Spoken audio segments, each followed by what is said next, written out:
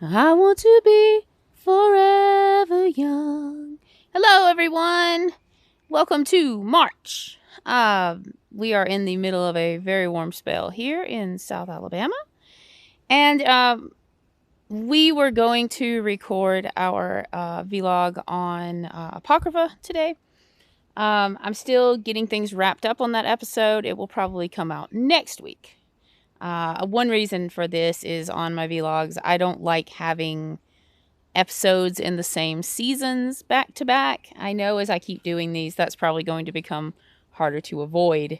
But we had Wet Wired, then we had Piper Maru, and I thought if we did Apocrypha, we would kind of be stuck in that same season 3 rut. So I thought today, as a special treat, that we would review one of my favorite episodes in the entire series, and that is the season 1 episode, Young at Heart. Why do I like this episode? Is it because it has amazing character development? Does it have a groundbreaking storytelling? Does it have the dark, subtle humor of Darren Morgan?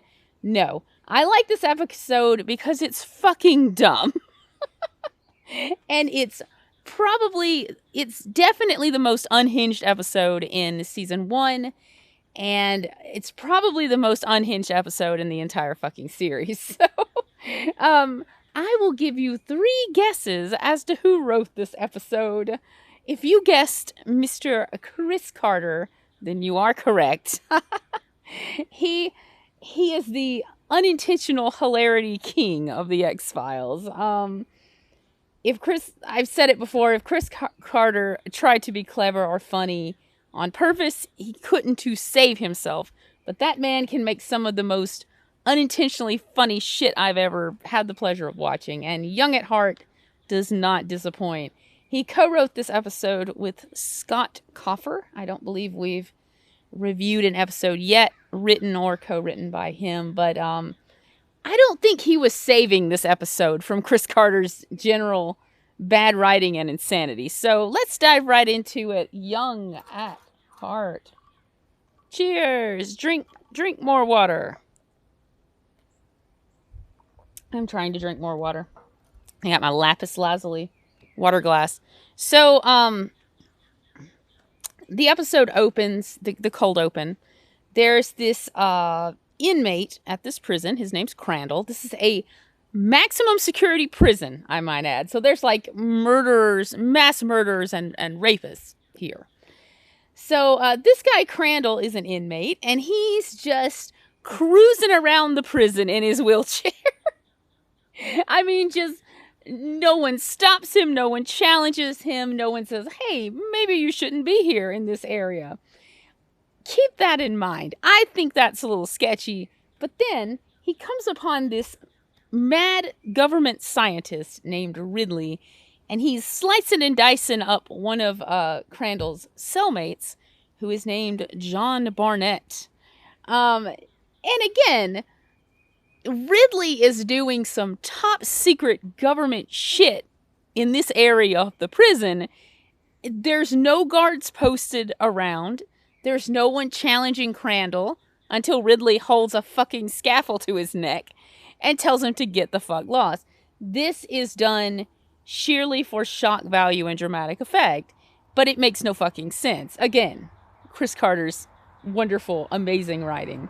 So he tells Crandall to get lost, and Crandall, we're assuming, Ridley tells Crandall, he's like, your friend is dead. And then Crandall looks at John Barnett, and he sees him blink at him with these ghostly blue eyes.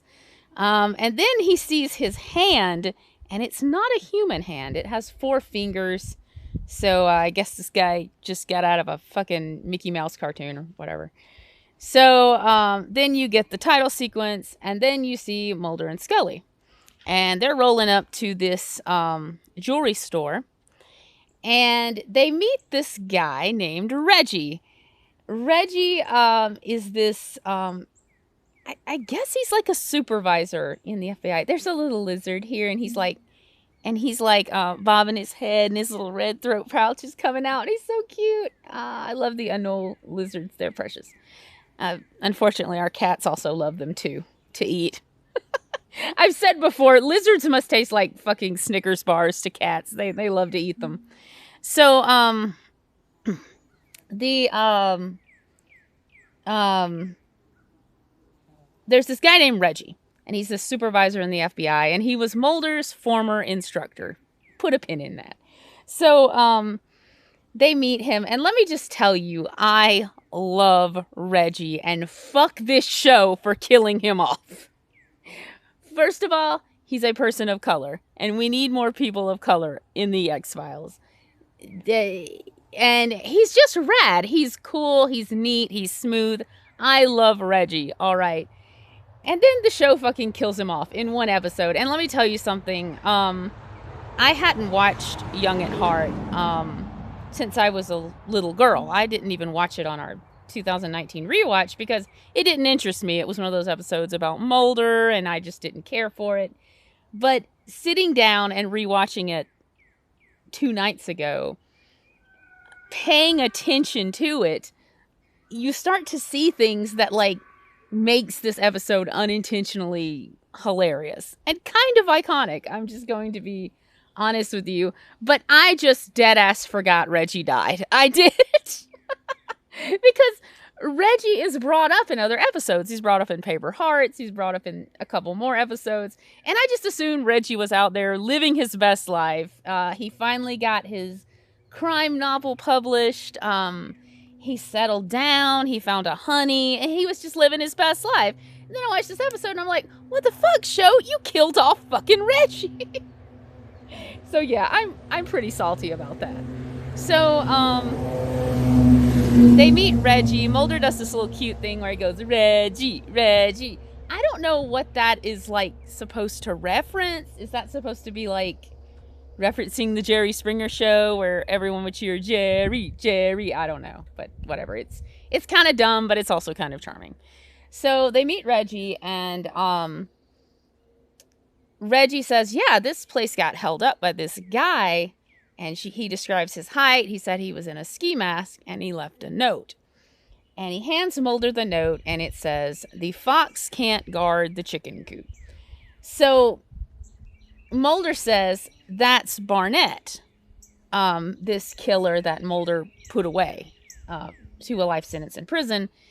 And Reggie's like, yeah, I know. And I'm like, what? Like, you saw a guy who was 5'9" in a ski mask, and he left a note that kind of looks like Barnett's handwriting, and you're just going to jump to that conclusion.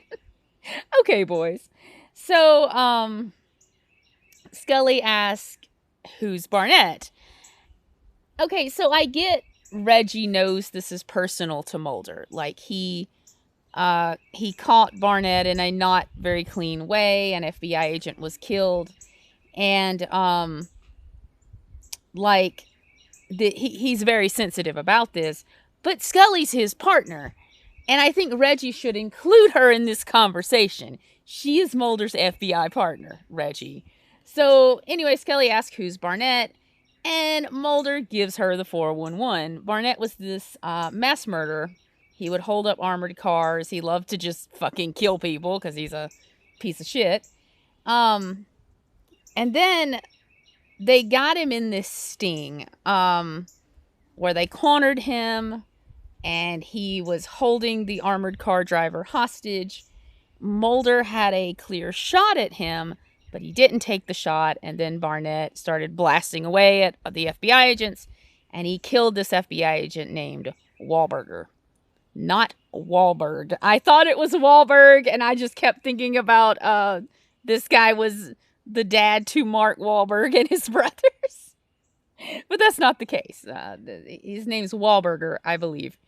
So, and Mulder feels fucking guilty over it. I have a lot to say about this.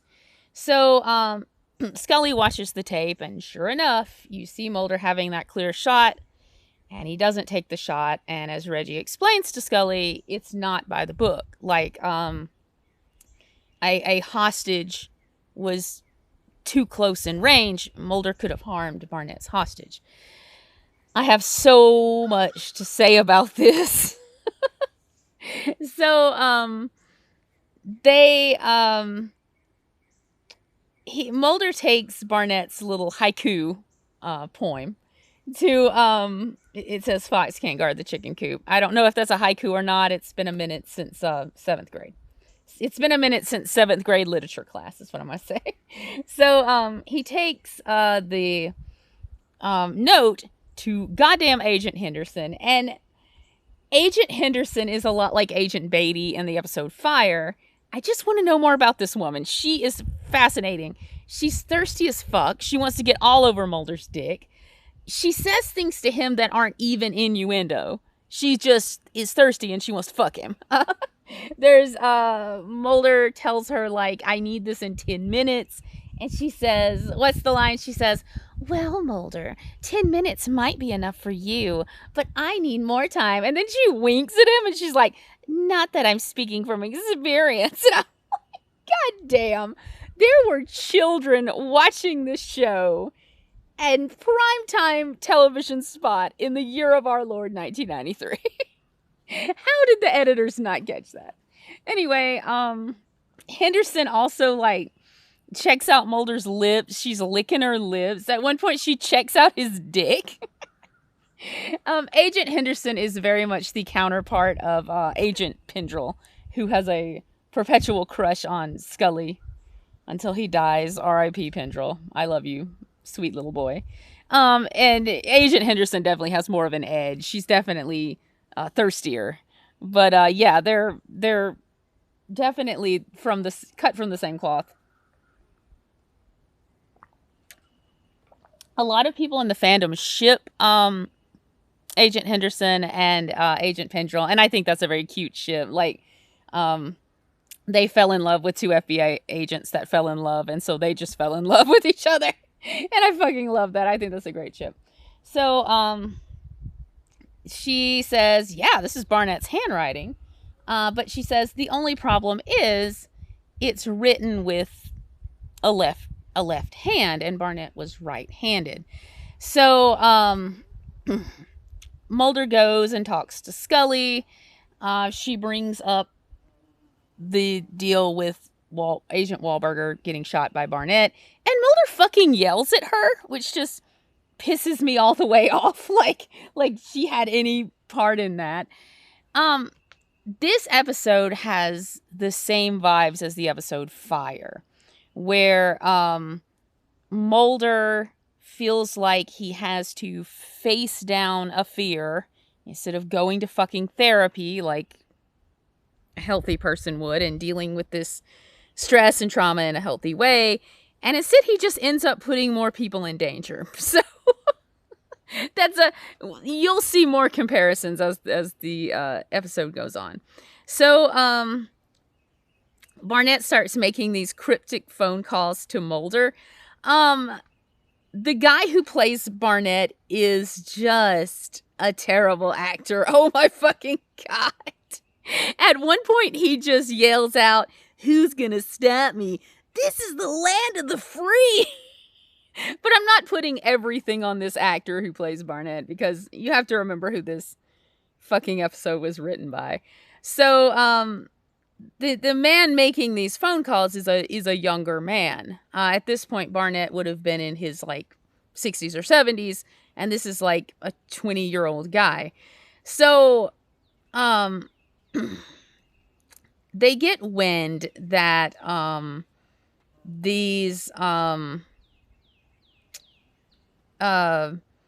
first off, Mulder goes to Agent Wahlberger's son's Pee-wee football game. Now, this is where I want to get into this point of the episode. Mulder obsesses over Wahlberger's death. And I think rediscovering Barnett definitely triggered him. But you have to remember, Mulder, the podcast Fox Mulder is a Maniac put it very eloquently. They said, they put it very eloquently. They said that Mulder does not grieve for people, he grieves for ideas. And I couldn't put it better myself. Mulder is taking Wahlberger's death very personally and very hard, even though he never knew this guy. He's going to his son's peewee football game and just kind of creeping around in the bleachers. I have so much to say about this, but I'll get to it. So, what I believe is that when Mulder sees himself as the main character in this heroic story, instead of seeing himself as the pathetic little man that he is. When he did not take that shot and kill Barnett, and Barnett in turn killed Wahlberger, I think this challenged Mulder's worldview and his view of himself. I've spoken before about when things threaten Mulder's worldview and his religion, like making up these stories to make sense of the universe and his life, he feels very, very threatened and vulnerable. And I think it's kind of the same vein. Like, that's why Mulder is so desperate to kill Barnett.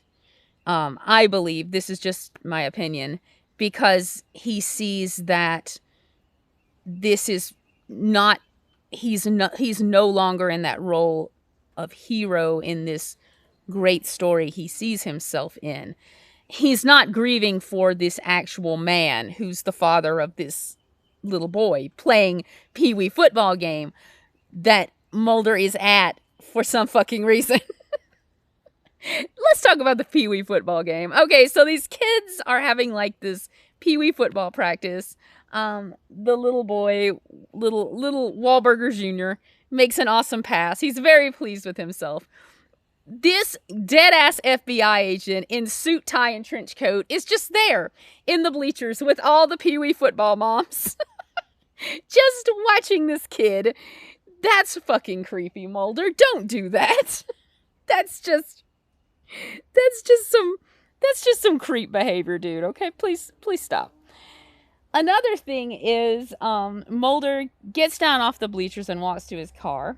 There's a guy, watching him, and cue the Parks and Recreation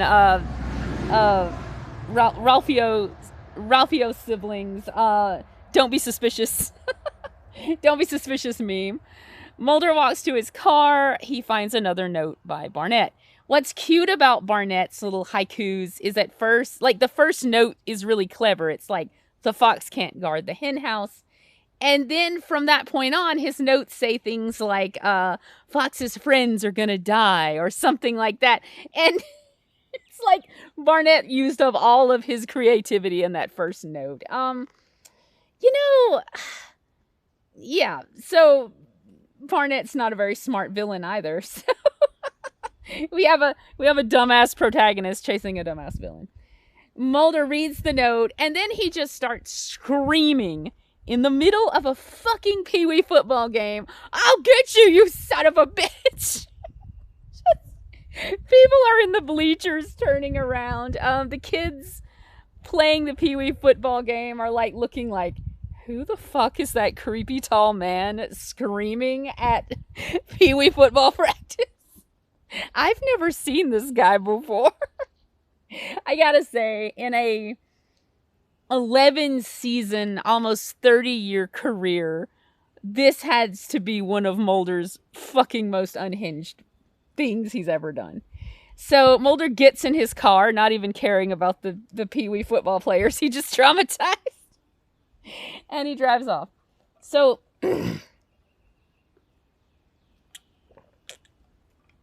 throughout the series, you hear people telling Mulder, and they'll bring it up. They'll be like, "Oh, Fox Mulder, the most brilliant profiler in the FBI."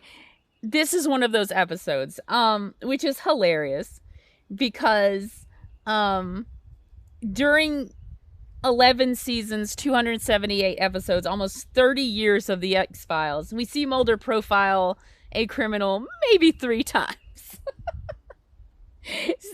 no one comes up to Scully and they're like, oh, Dana Scully, the brilliant profiler. Because Scully is profiling, I would say 99.9% of the time. So wouldn't you know what Dana Scully's doing? She's sitting at home profiling. She's in her whittle round glasses, looking just so cute. I love domestic Scully. She's got a million fucking candles burning. Scully loves candles. I love that little thing about her. I also love candles. And the music, okay, I'll give the episode this. This soundtrack to this episode is balling. It's one of the best episode soundtracks in the entire series. Scully is, here's this sound. She's typing up her profile. She hears this sound and she goes to get her gun. I like as the series progresses and Scully gets more and more traumatized. This is not funny how she's traumatized, but she leaves her gun closer and closer in proximity to her being able to grab it. Poor baby. Hashtag just Dana Scully problems. She snatches up her gun and she stalks through her house, looking for this person who's making this noise. And as she is, there's this like goddamn Gregorian chant going on.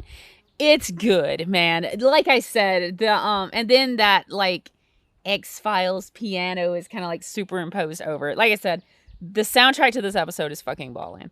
So, can you see my wisteria? Like, yeah, I mean, like, there's my house. Like, our yard's covered in wisteria. I've never seen it this abundant or beautiful before. And the bees fucking love it. So, my spouse's friend is going to bring us over a beehive and we're going to be beekeepers. I'm so excited. I've always wanted to be a beekeeper. So, yeah. So, you see this young man skulking around in Scully's apartment trying to jump her. It makes me wonder if she could take him. I kind of think our girl could. He didn't have the element of surprise on her, so. But anyway, there's a knock at the door, and she goes to answer it. Let's take it back just a little bit. So, previous to this, Mulder and Scully got wind of this government project that was going on at the prison Barnett was being held at. And this doctor that we saw in the opening, Dr. Ridley, was performing these tests on inmates. And what he was trying to do was reverse aging. He was trying to go full Benjamin Button. If you've ever watched that fucking stupid movie with Brad Pitt. It's actually pretty good. I mean, it's kind of dumb, but it's a good movie. So, I'm not going to attempt to explain the medical technical terms, but just be content to know that Dr. Ridley was doing these horrific experiments on human beings to try to reverse the effects of aging. They're talking to this doctor who was a colleague of Ridley's, and this guy calls Ridley Dr. Mingala, referencing Joseph Mingala, who was a Nazi during the Holocaust, and he would just do these horrific experiments on concentration camp inmates. Also, they say that Dr. Ridley fled to South America, and I don't know if that's a nod to that story of Joseph Mingala. Many people believe that he fled to South America to escape justice. And I think they found a grave that they believe is his, so, you know, that fucking sucks. So there's a knock at the Scully's door at some godforsaken hour of the night, and she says, "Who is it?" And the person on the other side of the door says, "Oh, it's Dr. Ridley." It's Dr. Ridley. So Dr. Ridley, this mad government scientist who was performing these horrific experiments, just fucking shows up at Scully's apartment. They don't have to look for him. They don't have to do any research to find him. He's just like, LOL, guess I'm here looking for my experiment. It's bad writing. Good God. This is some of Chris Carter's worst writing is this goddamn this episode. So she opens the door, she puts a fucking gun in his face. She's like, I'm gonna blow your face off, motherfucker. And sure enough, it's him. So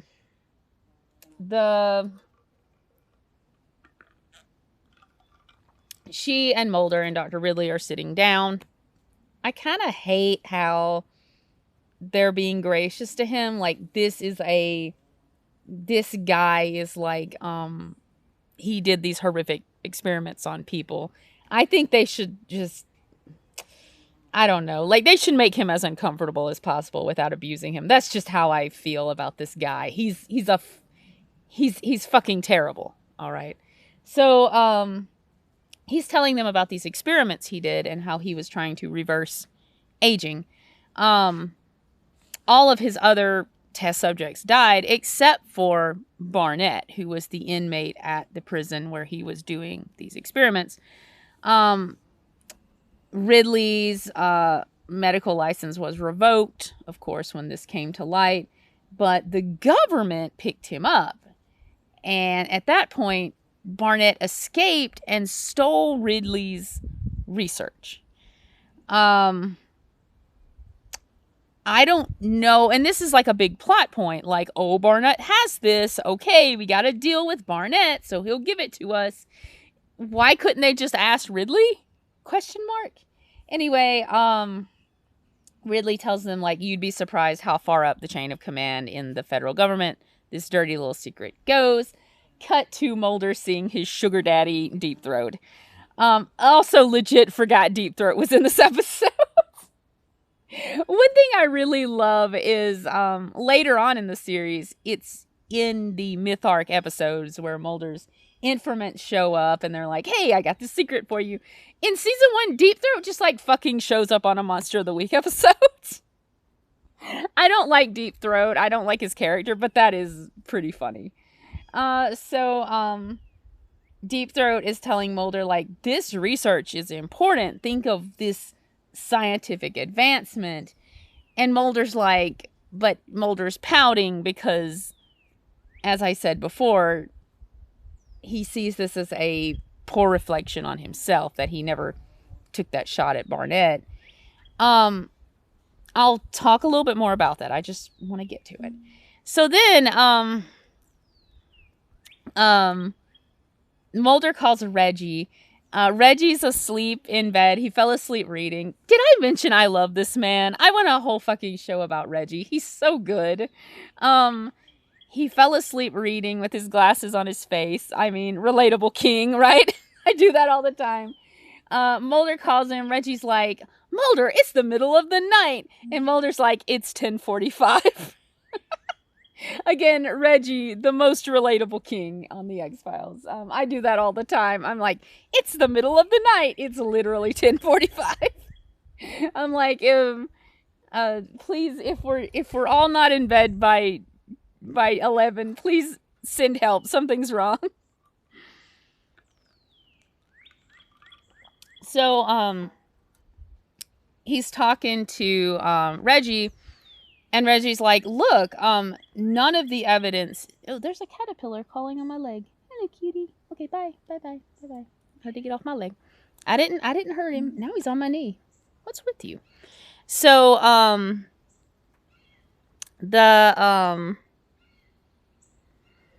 Reggie's like, none of the evidence shows that this is Barnett. This guy is a left-hander. He's young. Like, how could this be Barnett? He's like, this is a copycat. But Mulder's like, no, I have a feeling it's Barnett. And then while he's on the phone with Reggie, Barnett just comes out of the shadows and fucking murders him. I don't know how the hell Barnett's breaking into these locked apartments.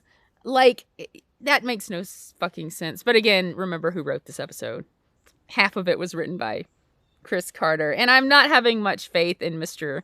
Scott Coffer. Because this is some bad writing. So, poor Reggie, right? I mean, goddamn. What? This show, we can't have nice things. When Chris Carter's writing, we can't have nice things. Reggie would have been a amazing character to follow throughout the series. So then Mulder and Scully show up at Reggie's apartment. Mulder starts telling Scully all these, like, facts about Reggie's life. He's telling her, like, he was writing a crime novel, like his wife died of cancer 6 years ago. He knows all this stuff about Reggie, which makes no sense to me because, as you learn in the series, Mulder does not have friends in the Bureau. Like, even people that admire his sparkle emoji profiling, which we never see, they don't like him. The only people in the Bureau that even kind of like Mulder are Scully and Skinner, and that is fucking it. Like, so, Mulder doesn't have friends in the Bureau. So, why would he know these things about Reggie? Why would he be this close to him?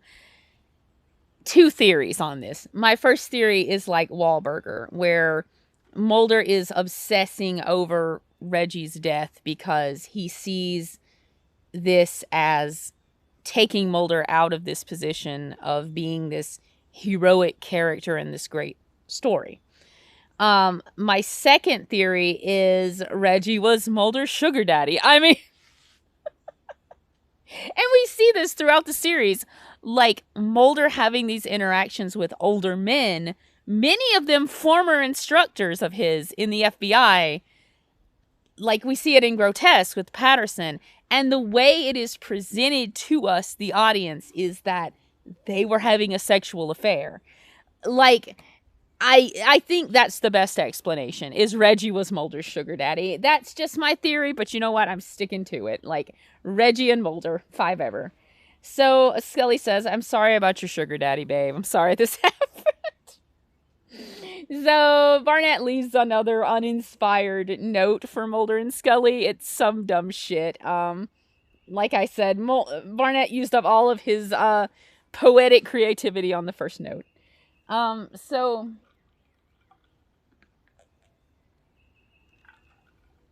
they're going to lay this trap for Barnett. My best friend, Erica, is a cellist. And as soon as I rewatched this episode and remembered what happened at the end, I called her so fast. And I said, drop whatever the fuck you're doing and watch this episode of The X-Files. Scully gets this call. She gets this call on her answering machine. We also see Scully get out of the shower, very curly haired. I feel so seen. My hair gets really curly and kinky when it gets any kind of moisture.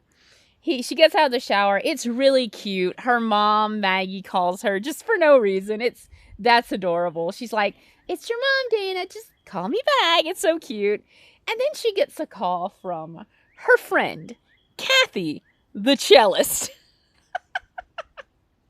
Side characters I want a whole episode on: Agent Henderson, Reggie, Kathy the cellist. Okay? 3 characters I want whole ass episodes on. Fuck Smoking Man, fuck Mulder, all those episodes that focus on them. This is what I want. So, Kathy tells Dana, she's like, hey, I'm having a cello concert. When you gonna come? Also, it's pretty heartbreaking to, like, watch season 1 of the X-Files and see Scully, like, having this personal life and, like, these interactions with friends and family who are constantly calling her and, like, interacting with her. And then, me and my spouse rewatched, Redux 1, and Scully answers, she's like checking her voice messages, and it's like, you have no voice messages. And I'm like, yeah, like this, I've said it before and I'll say it again. Unless it's centered around Mulder, Scully loses any semblance of a personal life throughout the series. And it's gross. Oh, but Mulder can have, like, a porn addiction. He can have friends like the lone gunman. He can have all these hobbies and interests. Scully can't have anything unless it's centering around the man in her life. Fuck this show. Anyway, oh, but wasn't Chris Carter like the greatest feminist for creating this character, right? Chris Carter, wasn't he the greatest feminist for creating this character in Dana Scully and then just continually abusing her? There you go. So, the Scully gets this call from her friend, Kathy, the cellist. I will always refer to her that way. So, Mulder and Scully decide to lay a trap for Barnett. Oh, they also find out that Barnett's creeping on Scully's voice messages. He's stalking her. So they're going to lay a trap at Kathy's cello recital. I have so much to fucking say about this. So, they get to the cello concert. It's kind of cute. Mulder's in the background trying to socialize with people, and he looks just like, and I'm saying this as an autistic person, he looks so much like that autistic kid, just trying their best to socialize and falling flat. I've done it so many times at gatherings. I'm trying so hard and I just can't fucking get it. So, Scully's wearing a bulletproof vest. I want to talk about how fucked up it is that Mulder is using Scully as bait to draw Barnett out. Like, I get it. She's a trained FBI agent and she works in a dangerous field. I understand that. But if Mulder cares so much about the people Barnett is killing, why would he put Scully in this dangerous situation where he knows Barnett's going to try to take a shot at her? Like, if he cares so much about these people Barnett is killing, like Wahlberger and Reggie, or is Mulder a sociopath and he just views these people as tools in his quest for validation? That's my question for you. Anyway, they lay this trap for Barnett, and you see him tuning the piano for Kathy the cellist for her accompaniment. That was a big old log truck. So, and then you see his hand, which has 4 fingers and it's very slimy. As Ridley explained, he grafted a salamander hand onto Barnett, which is what we saw in the opening sequence. Why? It's explained, and I don't fucking remember. Okay? Like, and if I could, I wouldn't attempt to explain the technicalities of it. So you see this guy. He's in plain view of Kathy the cellist, who's warming up. And she has to see his hand. And she doesn't even flinch. She doesn't say like, oh, that's kind of weird. Maybe I should tell someone about this sketchy looking dude with a salamander hand. Now, I do want to get my friend Erica's input on this. How in the zone are you when you're warming up for a cello recital is what I want to know. On the next vlog, I will come back with my research and tell you. Anyway, Kathy doesn't notice. Barnett goes off into the crowd and he fucking shoots Scully. Fuck him. She flies backwards. She's wearing this cute little vest, and I think at this point Jillian was like in her early stages of pregnancy, and you kind of see her little baby bump. That's fucking adorable. So Scully flies backwards. Mulder chases him. He chases Barnett to the stage. And Mulder holds Kathy, the cellist, hostage. We never hear from Kathy again in the series. And And I think this is why. I think after this, Kathy stopped hanging out with Scully. She was like, girl, I love you and I support your career in the FBI, but your partner is a crazy piece of shit who puts people in danger. I just can't talk to you anymore. So, yeah, good job, Mulder, ruining that relationship. Barnett holds Kathy hostage. He's got his arm around her neck. And again, it's a recreation of, like, the armored car scene where Mulder had a clear shot and he didn't take it. And in this scene, he takes it and he shoots Barnett. Now, this is the part where I don't really know how to feel about the episode. So, on the one hand, Mulder takes the shot and Barnett gets this poetic justice. He's a mass murderer. He's a piece of shit. On the other hand, he has all of this information that could possibly save thousands of lives. And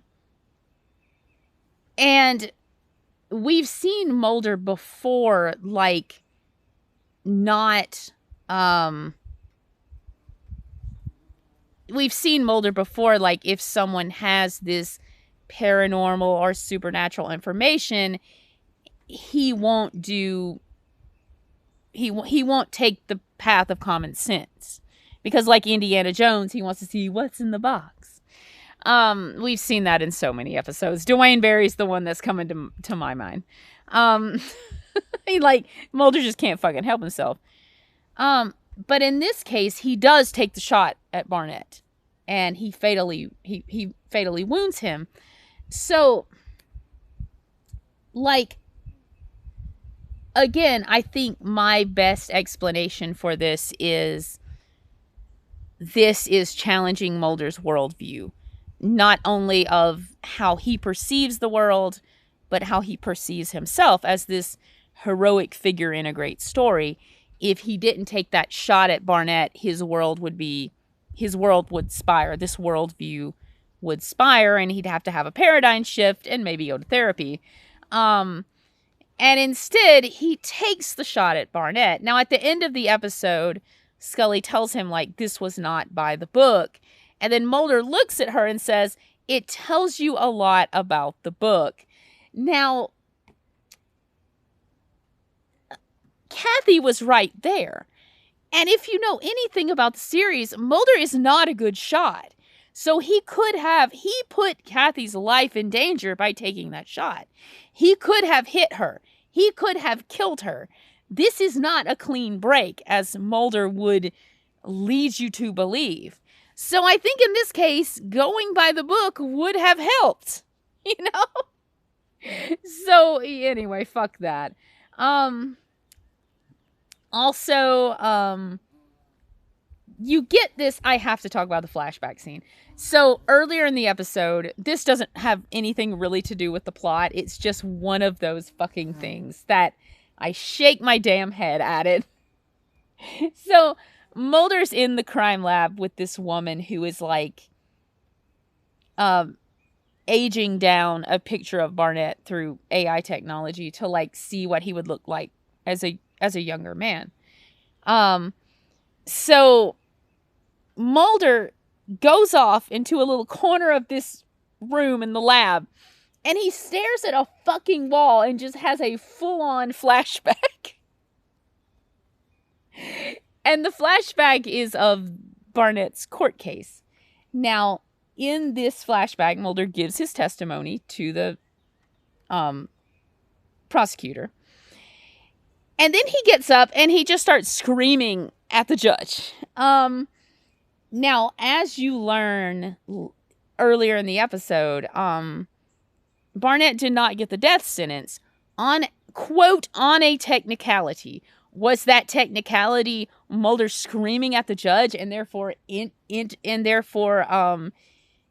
intervening in this courtroom situation? It very well could have been.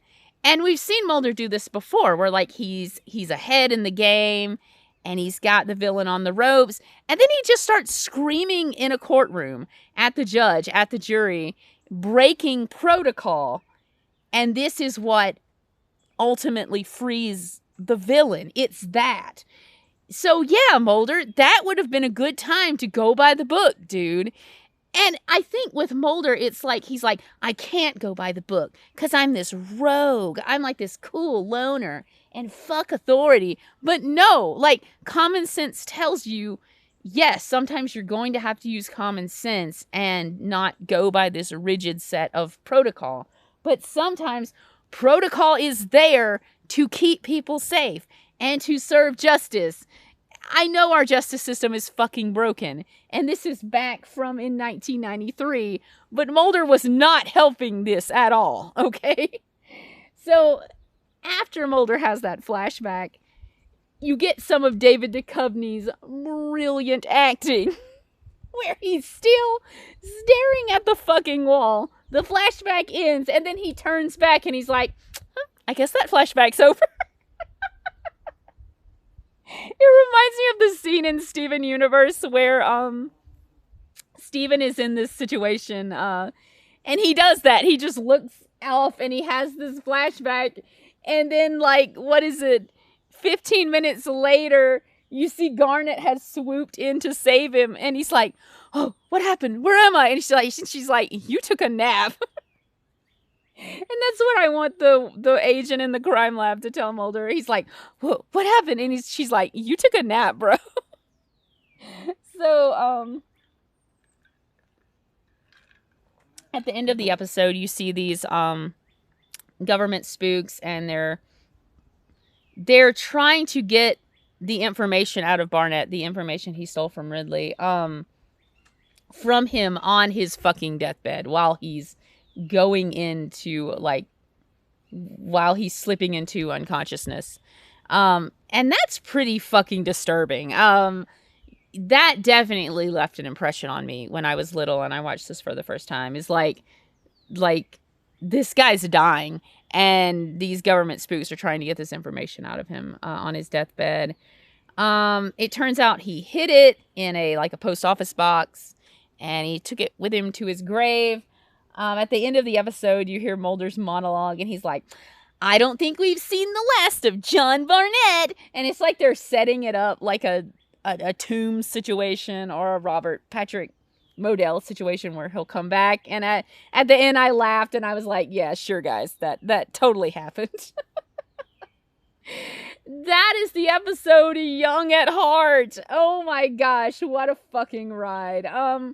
It's one of those episodes, it's unhinged, it's dumb, it's fueled by bad writing, but holy fuck, is it unintentionally hilarious. Follow me on Instagram, I am at Dead Raccoons Draws It. Follow me on Tumblr, I am at Just Awful X-Men Art. Follow me on Twitter, I am at raccoons_dead. And follow me on DeviantArt, I am at dead/raccoons. And hey, leave a comment here. What underrated X-Files episode do you want me to review? What overrated X-Files episode do you want me to review? What in the middle episode of the X-Files do you want me to review? On my social media, I'm going to be putting up commissions. I will be taking art commissions. I draw everything. Any fandom. I draw humans. I draw animals. I draw anything. I draw it colored. I draw it line art. Just let me know what you want me to draw, and we'll make a deal, because I'm trying to earn some money from my art. I will see you later. Enjoy this gorgeous spring weather. And if it's cold where you are, stay strong, man. I love you guys. I will see you later. Mwah.